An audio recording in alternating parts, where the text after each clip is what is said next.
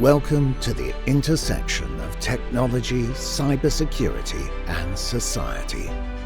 Welcome to ITSPmagazine. Knowledge is power, now more than ever.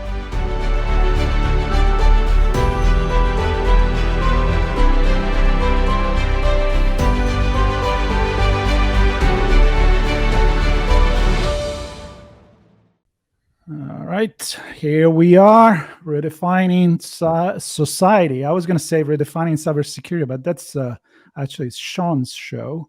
But in a way, I think I have slipped off the tongue here because we are going to talk more specifically about cybersecurity today, or at least more than what I normally talk about cybersecurity, except that when it touches society, I feel like I have to bring it into the show. And so it's become cybersecurity something that, I don't know, people don't really want to talk about it unless they are in the industry, but they're going to have to.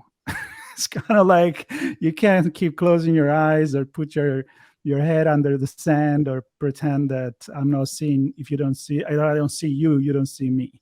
So truth is that we are dealing with that. And I think one of the proof for that is the fact that more and more there are news related to cybersecurity, and it's not just about the good old breach, right? It's there are certain regulator that want to know more about it, and I'm not just talking about Europe, but I'm talking about the US in this case. And I got this pitch for a conversation related to an article about some whistleblower award that a little higher than what we thought it was going to be the record already, which when I saw the number, it wasn't that low anyway. And I brought here Igor Volovich with I hope I didn't chop the last name and I pronounced it correctly, but if I did, you can correct me, from Qmulos, and he has some thoughts about this article, and I think we're going to go well above and beyond this article. So Igor, introduce yourself and let's get started. Igor Volovich, so it's actually pronounced Igor, but it's a common mistake. So, and of course you've got a foreign name too, so I'm sure you get a lot of that. Igor Volovich, I'm with Cumulus. I'm the Vice President of Compliance Strategy, which, well, what's compliance strategy? It's a kind of a nebulous concept, and well, strategy is difficult to define to begin with, but compliance strategy is really a way to think about the roadmap towards compliance and what does compliance do for an organization. These are the kinds of things that I like to talk about. There is a kind of a perception of compliance as a lagging indicator, something that you look in the rearview mirror of, and you just kind of look at it and say, well, this is what happened 3 months ago, 3 weeks ago, 3 years ago. If you look in the federal space, very common for compliance data to be very old, which means it's irrelevant for security purposes, right? So these are the kinds of things that I like to talk about: the convergence of compliance, risk, security, operationalizing compliance, bringing into a real world, into real time, and making less of a paper exercise, really a tool of risk management. And so that's what my function is. I do a lot of evangelizing. I talk within the industry and hopefully outside the industry also. And as you mentioned, cybersecurity touches everything. So we know that, right? And when people talk about cybersecurity, they typically think about technology, right? That's sort of almost synonymous. You think about cyber, you think about hackers, you think about the Matrix, and bad guys somewhere sitting in Russia and Belarus and Romania and many other places, right? 100 countries have hackers operating actively. So, but it's not really about that. A better synonym for that is trust. Cybersecurity is really about trust, and that's what I'd love to talk about, and talk about the context of this huge whistleblower award. Yep. And I think that when you see a news like this and you read it for what it is, but then, like I said at the beginning, and we were talking before we start recording, it could be symptoms of many other things happening in the industry, and the way that regulators are coming to face and to deal with this reality, and I think this could be a good start of the conversation, how compliance is not enough. We have to kind of social engineer ourselves into think outside of the box. And I'm wondering if this, going for compensating more people that blow the whistle. It's the way to go. It's a way to kind of face defeat at this particular time, where we need to use this kind of strategy instead of the technology that should resolve technology. So I would like to know, what is your thought on this, and if compliance is the reason maybe why we're getting here? I'll make it very simple. And Marco, this is a great question, right? Is compliance the culprit? And my contention is it is, right? In fact, I'm writing an article right now. I'll make it very simple, right? Compliance is at fault. And here's why, right? So when we think about compliance and what the function of compliance is, regulatory compliance, industry-specific compliance mandates, executive orders, et cetera, all of it is meant to really control behavior, right? We're trying to mandate behavior. We're trying to verify that the behavior is actually occurring the way that we intended to occur. And all of it is about managing risk, right? Unfortunately, the way compliance has been structured in many industries, including cybersecurity industry, it's typically a lagging indicator. What I mean by that is we're capturing past state. It's a historical reporting function. So a control fails, or control is not in place, or we say control is left open, or it's deficient in some way. And we talk about control, we mean anything. It could be a policy, it could be an operational control, it could be some kind of a workflow that has to be in place and it's not, or it's not being performed correctly, or it could be a piece of technology. And when you talk about technical controls, that's what we refer to them, typically a piece of technology, right? If that's not in place, it creates what we call a vulnerability. It's an opening. It's an opportunity for the bad guys to take advantage and exploit the environment and really dig in, go lateral, go vertical, and extract data, encrypt data, create ransomware scenarios, et cetera, right? So compliance is supposed to give us this consistent model, right? The frameworks, the standards, the regulations, the very prescriptive guidance on how to manage risk. Except, and these are all great ideas. Do this, don't do that. Protect yourself this way, watch out for these kinds of threats. And it captures the kinds of threat profile that different industries have. So all of these are great ideas, except all of them suffer from the same problem. The problem is they're always capturing that past state, right? You're looking backwards. And that's where the failure point is, right? So great ideas, terrible implementation. And it's nobody's fault. It's just the way it's been done. So based on what you just said, and I definitely agree. I mean, on one side, coming from sociology, I wish people use common sense, and we didn't need to tell them to, I don't know, put the seatbelt, or don't burn yourself, don't put the house on fire, but they do. So we have to actually put it on labels and then, tell people what to do. So let's not go there. But we expect that people that are in cybersecurity, they are expert. They do it for a reason, right? Because they believe in what they do, and they know that there is an enemy out there which is going to screw up things. So is compliance not working because the standard, that baseline, is too low, on your opinion, or it's very much a concept that we shouldn't use as we're using it? So the legacy kind of compliance, the traditional compliance that captures that past state, that's basically a paper exercise. Things happen, you do an audit, or you do an assessment, and you figure out that a control has failed. At some point later down the line, that piece of information winds up on some dashboard or on some report that somebody may or may not read, right? And there are regulatory requirements. Of course, the SEC requires disclosures. CISA, which is the Cybersecurity and Infrastructure Security Agency, which is a subset of the Department of Homeland Security, requires disclosure within actually hours of a breach. So there are things like that, right? They're in place. The standards themselves are good. They're constantly being updated. They're very detailed. They're very advanced. There are literally scientists, computer scientists sitting at NIST, the National Institute of Standards and Technologies, over in Maryland, creating these standards, right? They have industry input. I mean, these are great ideas, right? Some of these are industry self-regulatory standards like PCI DSS. This is meant to secure the credit card infrastructures. So these are fantastic ideas. If we only followed them in real time, and this is where the caveat comes in, right? If we could do it in real time, a lot of this stuff wouldn't exist. We wouldn't see these breaches every day. The news headlines, every day somebody's getting breached. There was a ransomware attack. If we were tracking it in real time, we'd probably get one a minute, right? It's happening all over the place. The malware ecosystem. I mean, I spent years and years working with law enforcement, chasing bad guys around the world, trying to disrupt criminal networks that are using malware to create things like ransomware attacks and data extraction models, et cetera, right? So we have all the tools in place.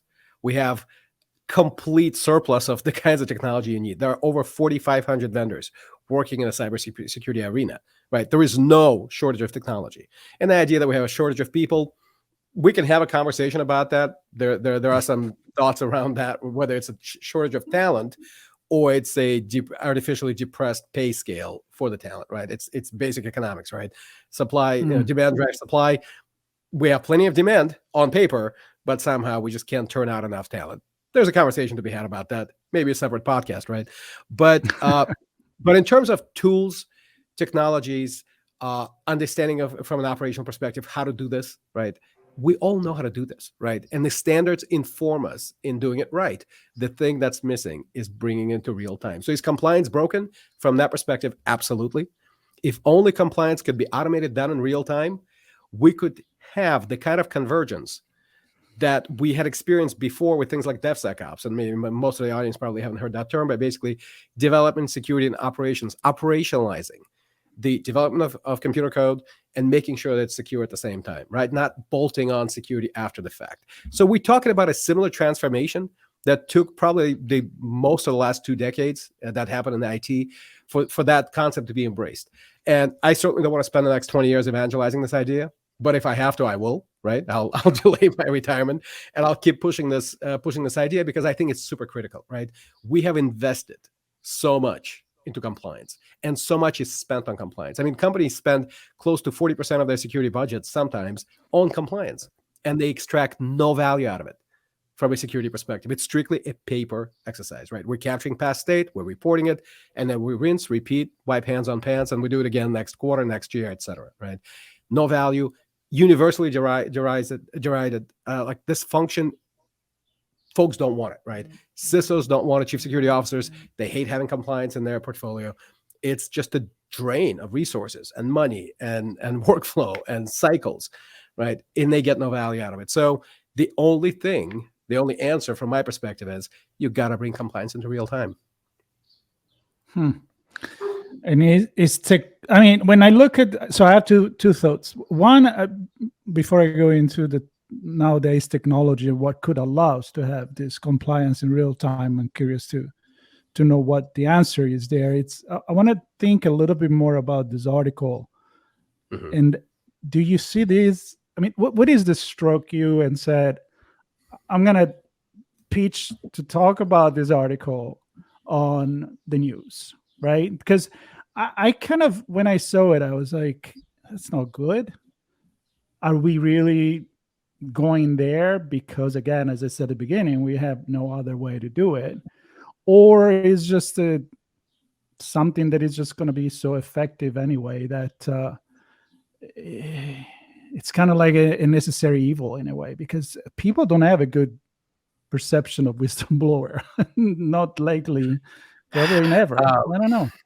Yeah, I mean, look, we literally this morning we had hearings in Congress from whistleblowers who came out of the FBI, right?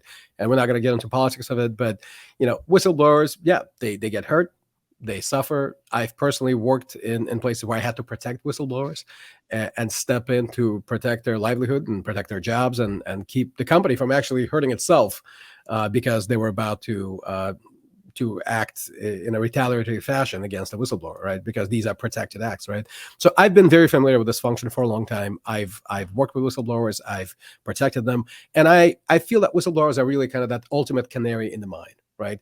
If you can try to operate in an atmosphere of malfeasance, you can try to conceal things. In fact, I wrote an article about whistleblowing in 2015, and I co-wrote it with a famous whistleblower attorney in DC, Debbie Katz, who you probably have seen on TV, right, in some congressional hearings.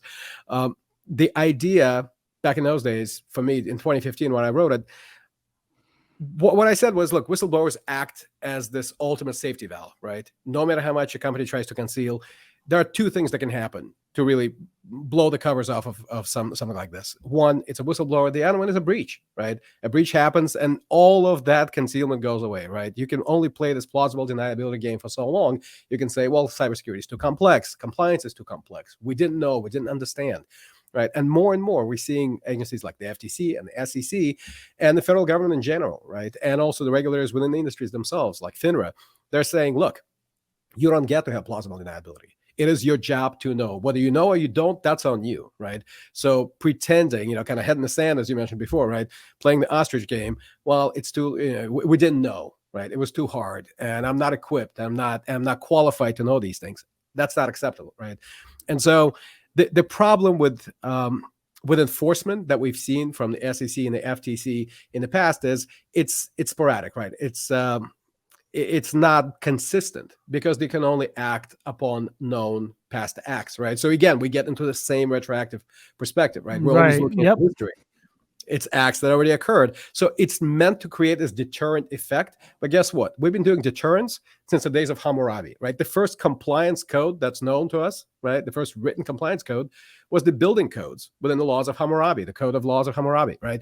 And what did they say? If you're a builder and you build a house and it collapses on the family that lives in there, it's your responsibility. And we collapse the house onto you, right? Very direct, right? And of course, and from there we evolved to the current fire codes and building codes of today. But the model is still the same. 3,700 years later, here we are. It's deterrence, right? And with the complexity of cybersecurity, it's not as simple as a building collapsing under somebody's head, right? It's a control that failed. It's somebody forgot to do something, or they intentionally didn't do something, right?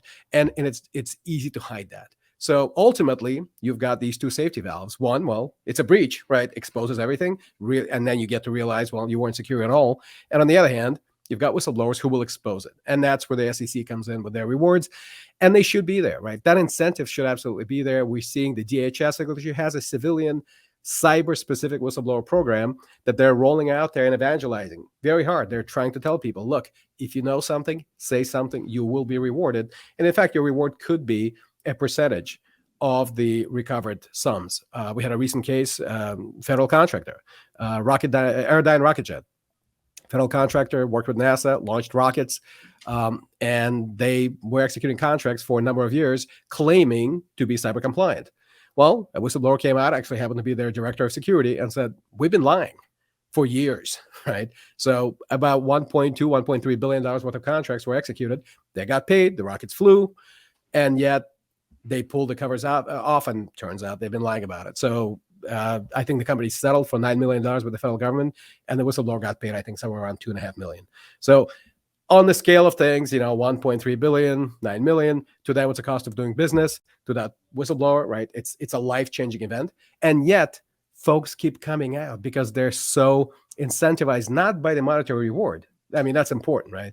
Because basically what you're doing is you're setting them up for life because they've lost their career, right? So that's really the purpose of it. But more importantly, they're driven by ethics, and you depend on that, right? And to me, I applaud whistleblowers because they serve that ultimate safety valve, right? That's why they're critical. Yep. Yeah, I know. There's so many thoughts in my head. One, being Italian, and I'm thinking, the culture of the mafia, not to advertise, but that's what it is. Everybody just shut up, and nobody's seen anything, nobody's done anything, and otherwise else there'll be consequences. And now this is the extreme where it's delinquent, but what you describe and all the other situation that made me think about it, it's not just a cybersecurity issue, it's more of a human issue, right? So the point is, are we ever going to address that, or is it just part of being human? So in a way, I'm like, if we want to take this covering up or having the fear of losing a job, losing a career, and all of that, and repercussion on actually being honest and ethics and saving maybe people's life, maybe saving a lot of money to a company. Is there like a magic technology and AI that is going to come and like, look, I got no feelings. I take care of that. I'll see what's wrong. And what are you going to do? I don't need money to pay my Right. my rent. Right. So Right. I don't know. I mean, Great it's a big question, right? You mentioned Omerta, right? And so there's a recent article that came out in April that said that a third of organizations actually admit to covering up cyber breaches, right? So if they don't go public, they just keep them on the wraps, right? And 42% of IT and security professionals actually were told to conceal breaches and conceal malfeasance and conceal non-compliance. So Even again, if legally you're supposed to. of course, absolutely. And the SEC, I mean, Just that's why for the SEC public, for the audience. That's right. I mean, because ultimately what we're talking about is trying to correctly price the cybersecurity risk into decisions, but ultimately the shareholder value, right? The stock price. And so when you look at the SEC and their enforcement mandate, they look at it strictly from that. There's a duty to disclose public information, and this is critical, right? Cybersecurity is no longer just an item on a balance sheet, or it's just a one line on the annual report, or the quarterly report, right? So the 10Q, 10K, the SEC is expanding its guidance. And in fact, it's saying, look, A, you have to have cybersecurity expertise on your board. B, you don't get to have this plausible deniability because, cybersecurity is just too difficult, right? We just didn't know, we couldn't figure it out. It's your job to know, it's your job to figure it out. And it's ultimately your your responsibility and accountability to report this credibly, right? So you can't play this game anymore. And when you don't, you get these big judgments. And of course, on the one hand, you're incentivized to do the right thing. On the other hand, the whistleblowers are incentivized to disclose when you're not doing it, right? And of course, the ultimate disclosure is the breach, right? Because once it goes public, you can't conceal it. And so then you wind up with congressional testimony like, the CEO of Colonial Pipeline, if you remember a couple of years ago, sitting in Congress and saying, look, here's my compliance report. We were fine, right? We didn't have password 123 as a password. And yet, people were able to get in, right, and exploit. And it was very simple exploitation, right? It didn't require very advanced hacking techniques because, again, they left something off of their compliance report. They didn't know about it. It was maybe an honest mistake. But here's the thing. This idea of it's an honest mistake because, things are just too complex. Again, out the window, no go. And if you're a public company, absolutely no go, right? You have to know. And let's say this, right? And not to take to go far afield on this, but we have seen historically, at least for the last 15 years, we've been waiting for the time where either consumers or shareholders will wise up and start making their investment or their buying decisions on the cybersecurity posture of either the company they want to invest in or the company they want to buy from. And we haven't seen either, right? What we have seen is we've seen bad guys do insider trading based on their internal knowledge of non-public information that they would get through hacking, right? They would break into a company, figure out their quarterly results, and then they would short the stock or they buy more of the stock. They do options plays, et cetera, based on that. So the bad guys who are not constrained by any sort of organizational boundaries or any sorts of ethics, that's kind of your pure economics at play, right? The bad guys always find a way. Right. And, as Milton Friedman said, regulation is government intrusion into efficiency of the market. Right. Well, that's pure efficiency of the market. Right. The bad guys, they don't respect anything. They break in. They're the ones who've been able to figure out how to price cybersecurity into the price of stock. The community writ large has not been able to. Right. And so to me, again, when the SEC does their enforcement action and also does their whistleblower awards, these are symptomatic of the fact that we don't have an economic model, a sophisticated model for the investors to really price this in. It's an afterthought, much like most of security is an afterthought, and compliance is most definitely an afterthought, right? So is this. And it's problematic, right? So we have to rely on things like whistleblower awards and SEC enforcement action or FTC enforcement action, DHS, CISA enforcement action, et cetera, because again, it's sporadic, it's haphazard, it's not consistent. And this is not a way to assure trust in a digital ecosystem, in a digital economy, right? That's the thing that kind of keeps me up at night. So when folks kind of go, well, what about this breach? What about that breach? What about this standard? What about this framework? Which one should we pick and how should we apply it? Pick the one that's relevant to your industry because that most likely represents the most relevant threat profile for that industry, right? PCI DSS, cardholder environments, FISMA, federal environments, et cetera, right? There's many, many frameworks. But the one thing that I will say is no matter the framework that you pick or that's picked for you by regulators, strive to bring it into real time. Whatever you do, make it real time. And guess what? Security operations is already happening in real time. It's been happening forever. We would never dream of doing security operations, running our SOCs, right, security operations centers, on data from 3 months ago. It's impossible. It's inconceivable. But yet in compliance, we accept it. Right? So there's this one kind of stepchild, the red-headed stepchild, sitting off to the side at like a little kid's table. The big boys are playing with the big toys. They're playing with real-time toys. They're pulling data into their SIMs, they're into their data lakes, they're making analytics happening in real time. And here's compliance off to the side, with their pocket protectors and their, taped glasses, doing nerd work of pulling these controls in by hand, making phone calls, doing data calls, shuffling a lot of paper. Really, I mean, not to denigrate anybody, but I call these human fax machine functions. Like they're acting as human fax machines. They're sneaker netting this data around their environment. And by the time it gets there, there's huge compliance lag built in, right? By the time you know of some failure, it's been months. And by the time you actually get it on some report and somebody makes a decision about it and they get to do something about it, mitigate that risk, fix that hole, fix that vulnerability, it could be months, if not years. And we've seen it time and again, right? The mantra for the industry is compliant, but not secure. Well, it doesn't have to be that way. Where we're struggling as an industry to really elevate compliance to that same time scale that we've had with risk and security operations.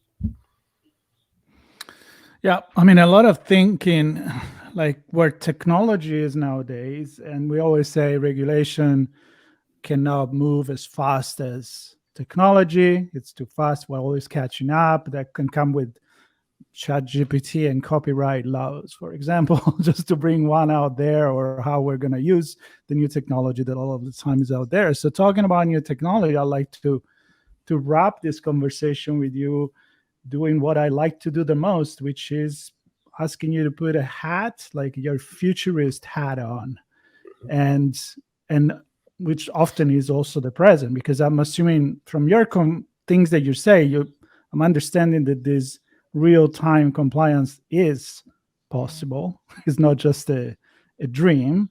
And maybe, to look at what could be in an ideal utopian cybersecurity business world, maybe in 10, 15 years from now, just so that we have something to think about as we move forward.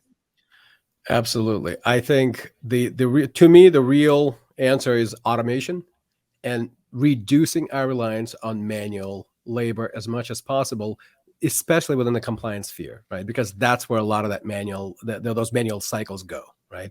And I hate to say, but they go there to die, right? That, we spend all this time sneaker netting this data, or, manually deriving this data from our environments, trying to gain that visibility and dispel this kind of fog of war across our enterprise environments, trying to figure out what's going on, right? I mean, let's just simplify it, right?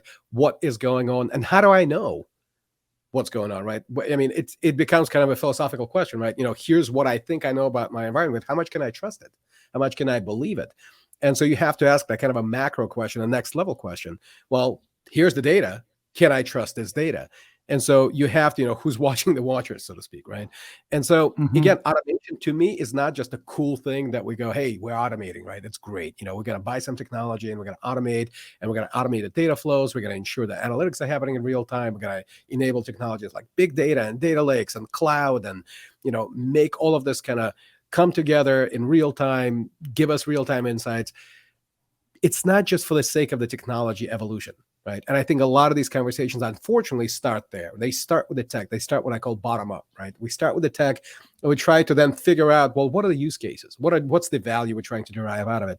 I tend to work in reverse. I tend to envision that end state, as you said, put on my futurist hat. What's the N+2, N+3? What does the future look like? What is that nirvana state? And to me, the nirvana state is automating everything that can be automated. So automate the automatable, and figure out the absolute things that you got to have human cycles on, right? Where is a human brain required and where it's not, right? And if you have hands moving data, get away from that, right? That is the most basic automation that you can do today. And it's not really a question of technology, it's a question of strategy. If you are married to these legacy models, these legacy operational frameworks where you have silos, you have different departments, right? There's a great quote from the director of CISA, Jen Easterly. She said, our adversaries are unbounded by bureaucratic organizational boundaries, right? They don't worry about, is it in compliance? Is it risk? Is it security? Is it IT? Is it, a business unit? They don't care. Data is data, right? And we need to adopt that same mentality, that same philosophy. It's just data, right? And once you start converging your mindset, then you start converging the data points, right? And once you realize, well, a lot of this data is the same data, and you don't have compliance data, security data, IT data. It's all just data. And we see some of the forward-thinking enterprises out there doing this already.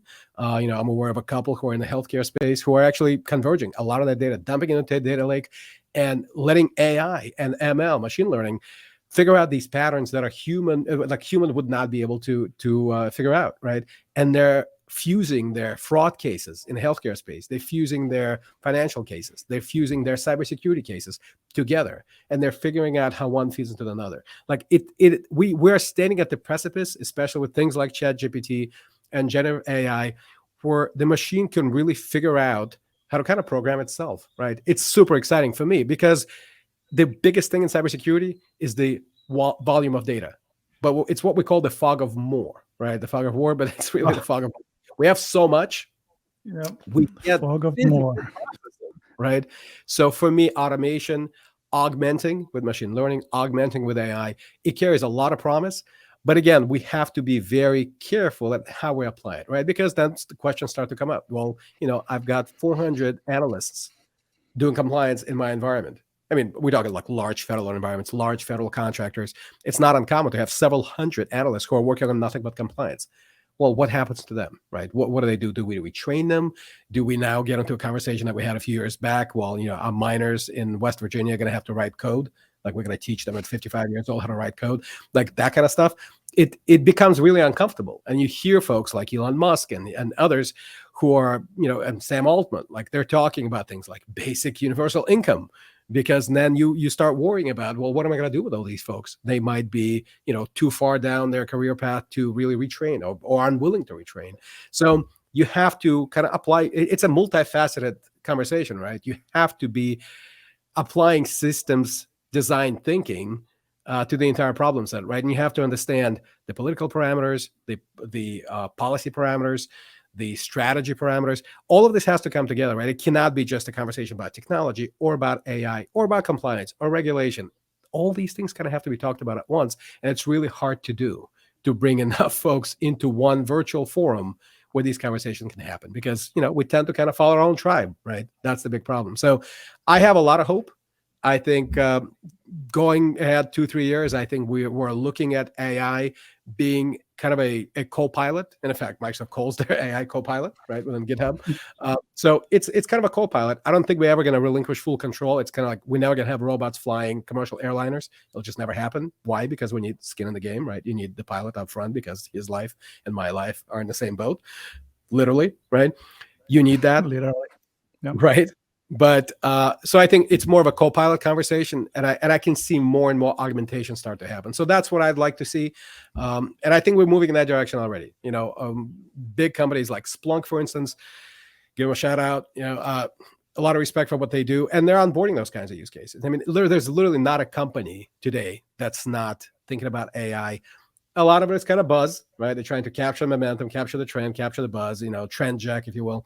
But in reality, if you're being conscious and conscientious and really have a lot of integrity in that conversation, I think you can derive a lot of value out of AI, and especially generative AI and large language models. Look, you look in compliance, pulling all that data together, interpreting that data. Again, lots of volumes of data. It's very verbose, and interpreting it, absolutely. I mean, a large language model is totally meant for that. So I think we can increase our efficiencies without scaring a lot of people up front, and really demonstrate how we shrink that compliance latency, shrink that lag from the breach or the control failing, us detecting it and then doing something about it, really shortening that window of opportunity for the bad guys to exploit. That's really the ultimate objective here. Close that window down to zero if we can. We know we can't, but get as much data as we can. So if we're doing that, I think that's kind of my litmus test. Ultimately, no matter what you bring me, technology, strategy, good ideas, good regulations, the question I always ask is, how will it shrink that window of opportunity for the bad guys, that vulnerability window? And if we're doing that, we're doing the right thing. Yep, they sure don't care about regulation and compliance. That's the bad guys. They don't care. I have Now, a perfect tagline for you. Hackers don't care about checkboxes. I've been saying that for yep. the last 15 years. Yeah, I've seen a few quotes around that line, around the internet. And then coming back from RSA conference just from a couple of weeks ago, I can definitely say that AI and everything is AI power was definitely one of the big buzzwords during the event, and rightfully so. Let's accept that. I mean, it is an incredible tool.